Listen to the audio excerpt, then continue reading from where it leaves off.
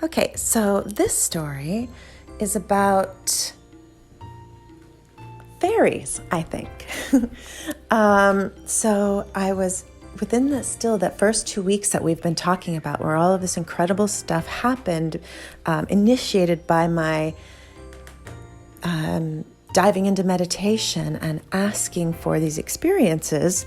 I was taking a walk with my dog Seven, and we went to what was a closed for the pandemic small kind of elementary school, had a playground in the back and a small park. It was a city park, but it was very small. And we like to go there and play fetch and things like that.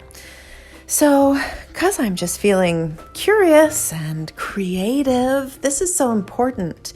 When your vibration is high, you feel creative and you get all these great ideas. And I was being creative with my exploration of my more sensitive abilities or subtleties, the subtleties of our existence, right? So I looked around because I still get shy about trying these things in public. And I didn't see anyone coming, and I thought there's this big, old tree in this park. It was maybe a 150-year-old tree at least, and it just looked kind of gnarly, and it just felt like it had a character, and I thought, I'm going to go try to talk to this tree. Why not? What is there to lose? So I went up to the tree, and I put both of my palms on its huge trunk, and I closed my eyes, and I took some breaths, and I said hello, and I listened. I just asked if it has anything to say. And I got information. And the information was, I miss the kids. Simple. But it made a lot of sense because of the pandemic, everything was closed down, and there probably was on average, before that, so many more kids coming to that park and playing and recess and after school. So I thought, wow, that's beautiful.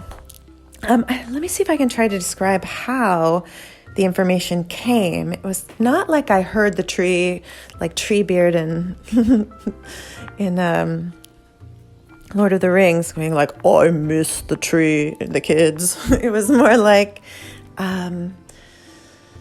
an information, like a knowledge that was dropped into my mind, less a voice saying something and more a knowing.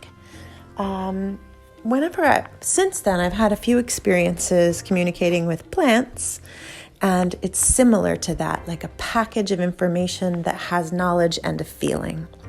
Anyway, I think that has something to do with what happened next because I was tuning into nature. So then Seven and I were walking through the park, and I noticed this dog, and she was tied up in the backyard, and I thought, that backyard is secure. Why is she tied up within her own yard? And I was getting mad about it. And I'm just sitting there, being like, why? Oh, I'm getting upset. And I hear to my left side, and I feel like direction is really important for me in where these experiences come from in my energy. Something to notice that has information. From my left side, I hear a chorus of high-pitched voices, and they go, take her, like that. And I was like, what? Oh my God.